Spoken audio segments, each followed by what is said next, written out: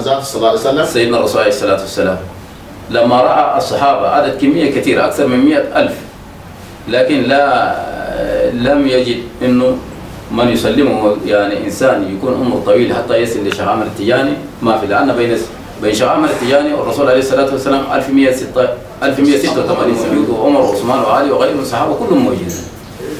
عندما التفت إلى جهة فوجد الصحابي آخر، قال له أتنوا إلي. النبي قال اتنوا إلي.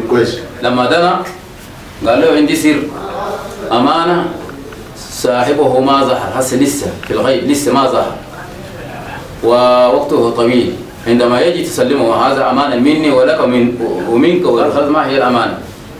النبي سلم جوهرة الكمال لشيخ الصحابي الجليل شمحروش. بتصلي ركعتين قبل الدخول. أول ما خلاص دخلت بيمنعك من العبادة، وبيقول لك لا يجوز العبادة فوق العبادة. أنا شخصيا سألت الشيخ، قلت له يا شيخ أنا لو دخلت جوا بنقرأ قرآن ممكن نذكر استغفار نعمل، قال لي لا يجوز العبادة فوق العبادة، بس العبادة اللي سلمناك له ده بس تذكر. ما تسلى أوقات الخمس جو؟ لا أروح بصلي، الإمام يعزم في المسجد وأروح أمشي بصلي. روحك ذاتك؟ أروح أمشي بصلي، محل ما خلاص الناس أقاموا الصلاة أروح أمشي بصلي. أول حاجة يا جماعة، في مرأة بقول لها مريم جم، وفي واحدة بقول لها بطة، وفي واحدة بقول لها لولا، وفي واحد اسمه شمحروش، وفي تاني اسمه حيلوش، وفي واحد اسمه حفلتوش، والتاني اسمه برغان. حتى في بعض العادية أجيب يا تمر يا سلطان الجنوب بحق الإنس ويا شمحروش ويا برغان عمرتكم أنا بخداع حاجة الفلانين، فأنت سميها طوالي في كل وقت. صلاة الفاتح دي مفتاح للتربية. صلاة الفاتح لما أقول لك، عندما سئل الشيخ عن كيفيتها قال لهم إن صلاة الفاتح لما أغلق أمر إلهي لا مقال فيه إلى العقول.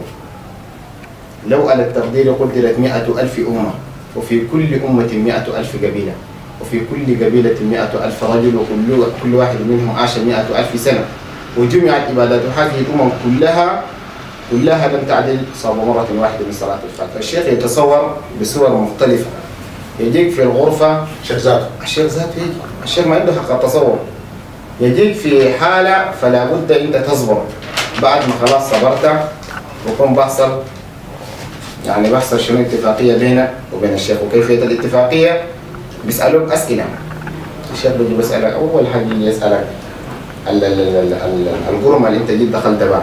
جماعة القرمة دي بين كان المفروض نذكرها. القرمة دي يا دوب الحاجة الوثيقة بتكتبها أنت خش الخلوة دي بقول لها القرمة دي الوثيقة، فبيجي برفع القرمة دي فوق وبنزلها، لك أتعرفه هذا كده، تعرفه هذا يرفع عليك القرمة.